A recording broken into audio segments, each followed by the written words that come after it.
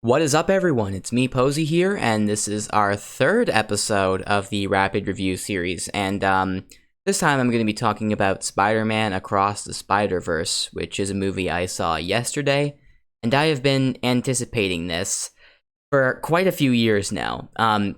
If you guys don't know, the original Into the Spider-Verse, the prequel to this movie, is one of my favorite movies of all time. Definitely one of my top animated movies. Maybe even my favorite. I'm not 100% sure, but it's definitely up there.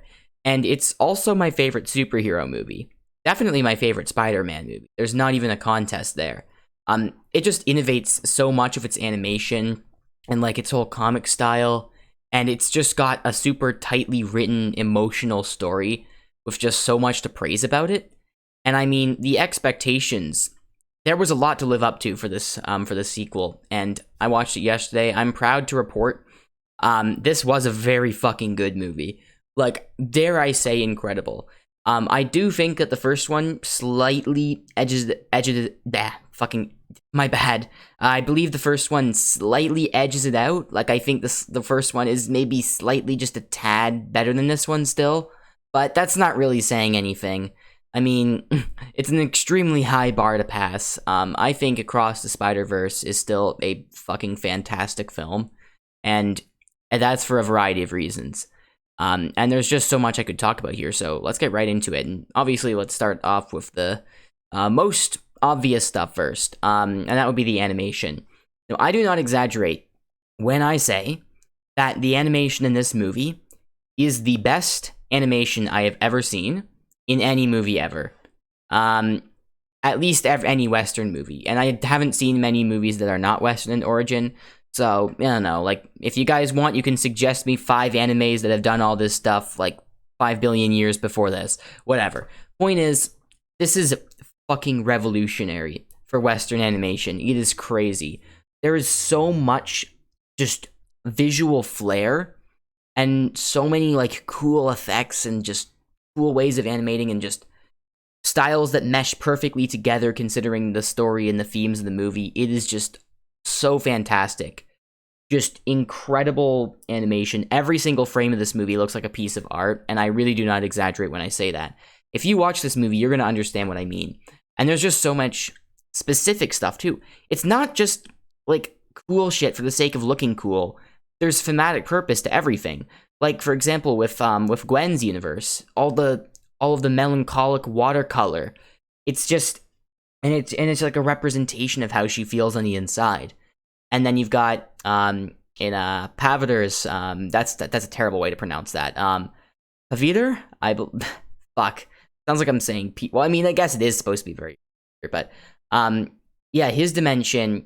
It's all, like, really upbeat, and, like, in a personality sense, it's very colorful. It's very optimistic, because, you know, he hasn't really lost anything so far being Spider-Man. He has a very optimistic outlook on the whole thing, and it's kind of representing his psyche as well.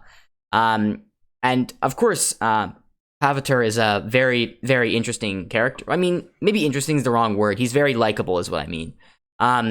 He's very enjoyable, and that goes for a lot of the new characters introduced in this, like Hobie Brown. I mean, the guy's British, and he's not even annoying, so that's impressive. He's actually extremely funny. I love him, and a lot of the other new characters introduced were also pretty good. Miguel, the antagonist, one of the antagonists, was a pretty good antagonist, and I felt like I could understand where he was coming from. He's one of the sympathetic antagonists that I do think really work. I feel like sympathetic antagonists sometimes are used as a crutch in storytelling, and they're not usually very good sometimes. But Miguel is a very good example of how to do one right, and I'm really glad that they went for that angle, because it makes his character very compelling, and, you know, it also makes Miles' journey in opposing him compelling. And speaking of which, I really love the way that Miles' character kind of progresses from the first Spider-Verse movie. He has one of the single most well-defined iconic arcs in that movie, and it's carried on into this one pretty much to a T, and it's just the perfect, like, thematic extension from the first movie.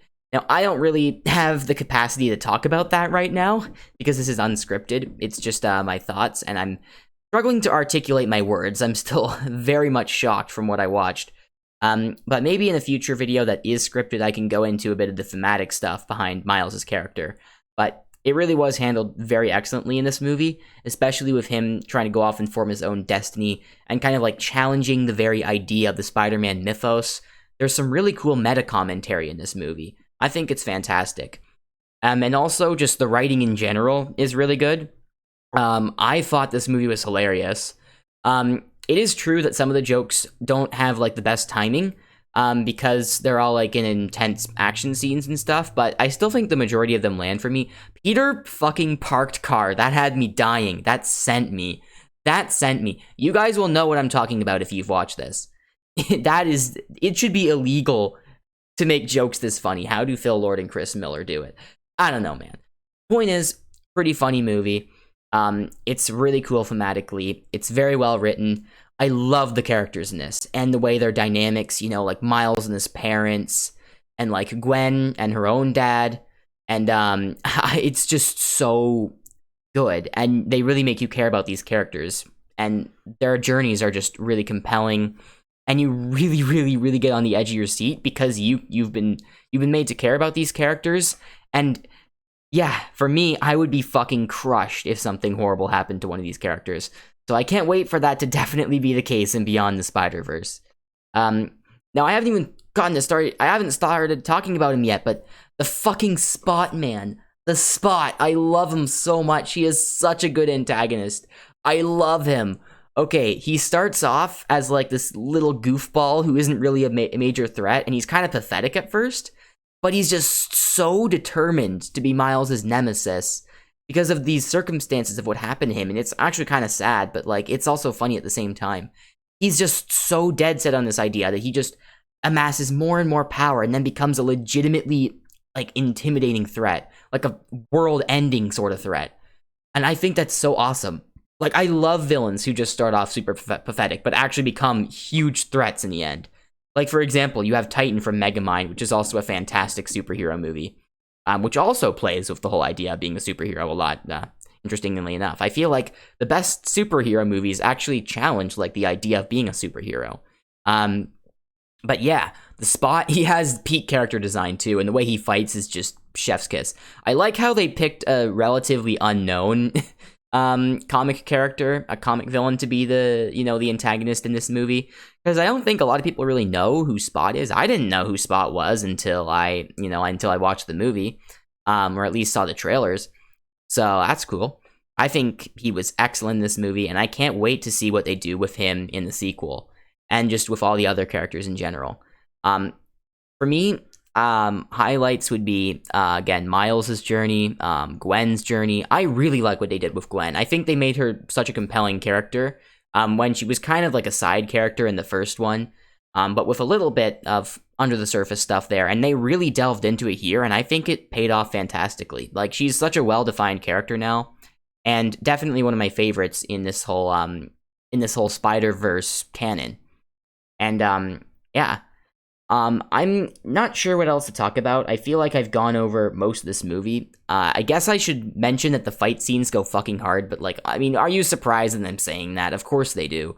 The visuals are just popping off like crazy. I wish more animated movies look like this actively. I know that more are starting to, but I feel like we've still got a little ways to go before this becomes industry norm. But if it does, that's going to be fucking incredible. Every animated movie is going to be an experience. This one was an experience, I can tell you that.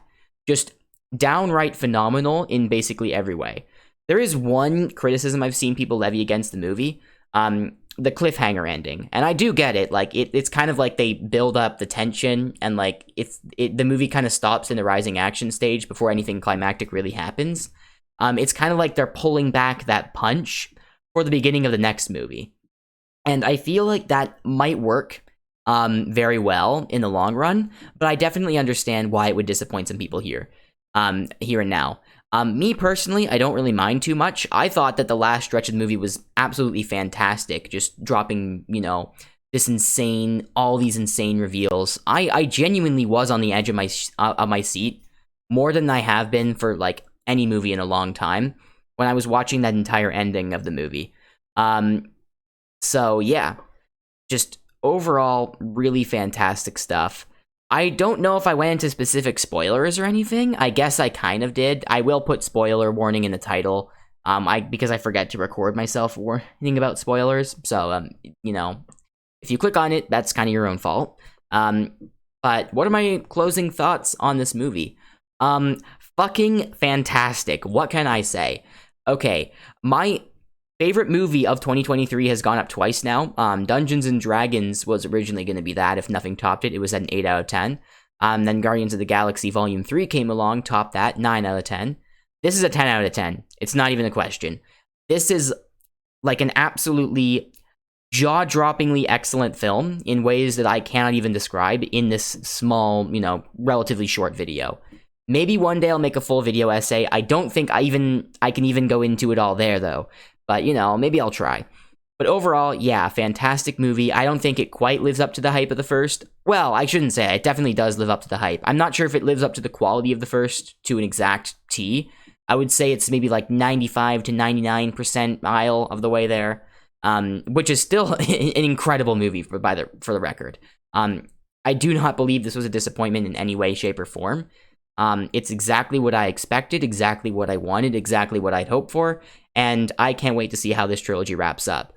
So with that being said, let me know your thoughts on the movie, and I hope you guys enjoyed. I'll see you next time.